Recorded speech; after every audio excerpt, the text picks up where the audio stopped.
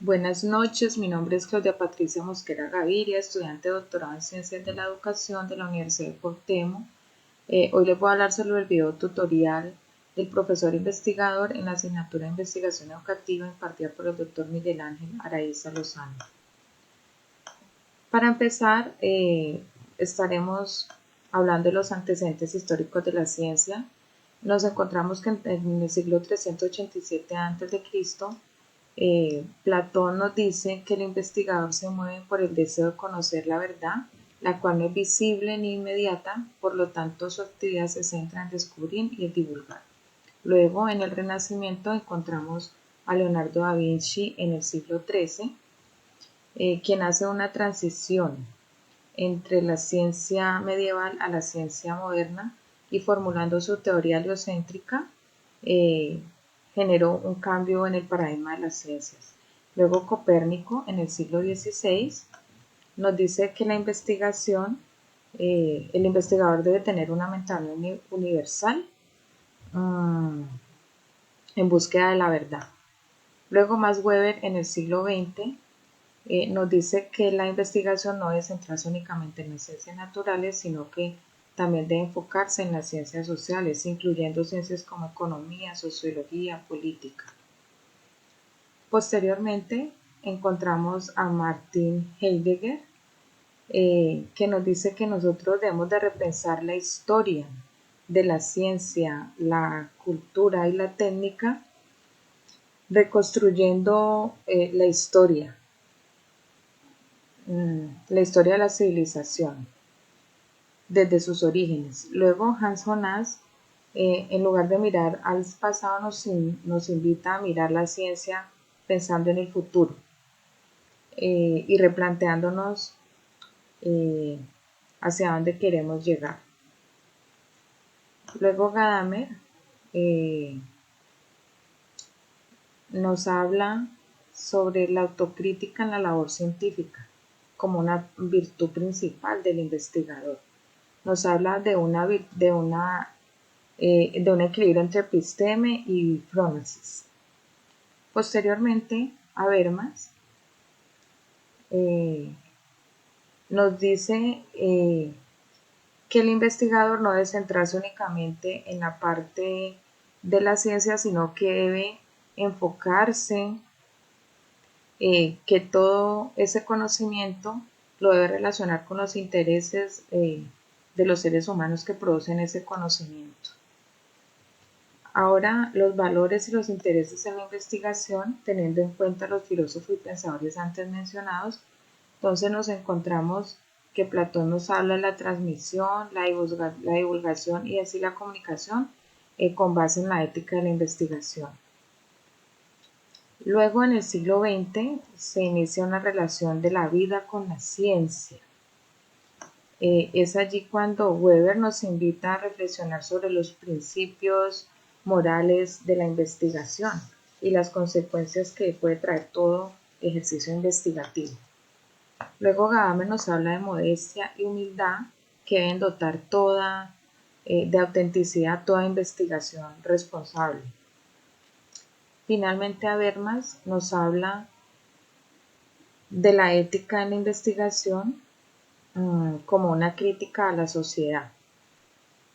Habermas entonces nos establece 3 tipos de intereses en la actividad investigativa. El primero es un interés técnico. Él nos habla de que la ciencia y la técnica tienen una función mediadora entre el hombre y la naturaleza, pues ella es susceptible de ser manipulada por el hombre. Luego el interés práctico, es donde a través de las ciencias hermenéuticas se unen a las tradiciones culturales para realizar una función mediadora entre los hombres y los saberes, permitiendo transformar los conocimientos de las relaciones humanas para facilitar el entendimiento. Y finalmente, el interés reflexivo, que nos habla de una acción liberal progresiva desde la naturaleza interna como la propia externa del investigador. El concepto del paradigma epistemológico de la educación nos encontramos con el positivismo, que nos habla de una realidad absoluta y medible, por lo tanto sus orígenes son las ciencias exactas, y nos dice que la relación investigador-fenómeno debe ser totalmente objetiva, independiente la una de la otra.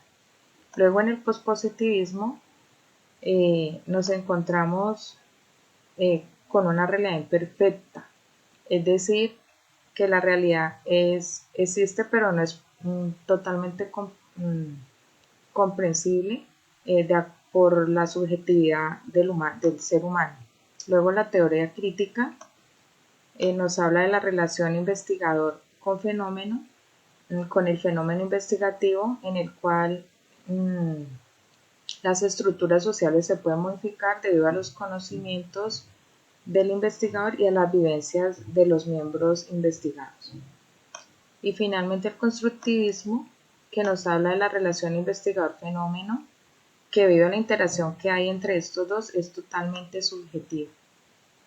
Luego la relevancia de la ciencia y la práctica educativa, entonces encontramos que se plantean procesos formativos basados en la investigación a través de metodologías activas, que promueve el aprendizaje basado en proyectos y problemas y que rompe esquemas de educación tradicional generando cuestionamiento constante en los procesos de enseñanza-aprendizaje.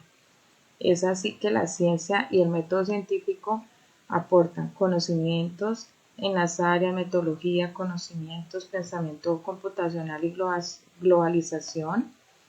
En las habilidades nos habla de pensamiento crítico, apertura mental, análisis de problemas, alfabetización de datos. En las actitudes tenemos curiosidad, creatividad, innovación, objetividad, comunicación, colaboración, y en los valores se enmarcan en la honestidad, respeto, motivación, autonomía, pasión y proactividad, entre otros.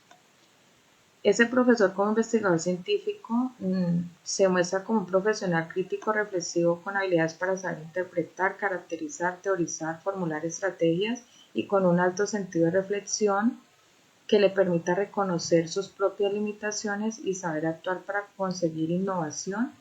Y esto se puede analizar desde dos perspectivas: un docente técnico, el cual es capaz de responder a cualquier exigencia profesional mediante la aplicación de las competencias de su área de formación, y un docente reflexivo, que es un agente activo de construcción de saber, y su trabajo es abierto y contextualizado, separándose totalmente de la individualización. Ahora, el profesor como investigador científico, ¿cómo puede fomentar el espíritu investigativo del estudiante?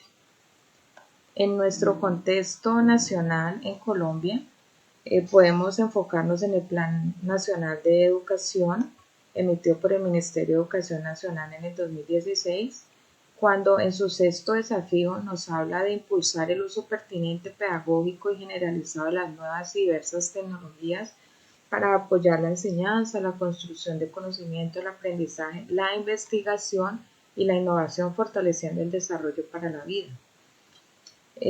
¿Cómo se logra esto entonces? ¿Cómo podemos lograr este sexto desafío desde el Ministerio de Educación Nacional en Colombia? Entonces el Ministerio de Educación lanza desde el 2019 el enfoque STEM para las escuelas en Colombia. Entre sus siglas nos hablan de ciencia, tecnología, ingeniería y matemáticas, basado pues en metodologías activas y centradas en el estudiante, que hacen énfasis a un profesor investigativo. Por eso, en inicios de este año se lanzó el enfoque STEM, la cual se centra, se declararon 21 secretarías de educación como territorios STEM, y ellos centran la innovación, la ciencia, la investigación como parte fundamental de unos cambios curriculares que se deben de empezar a implementar para poder formar los estudiantes con las competencias del siglo XXI.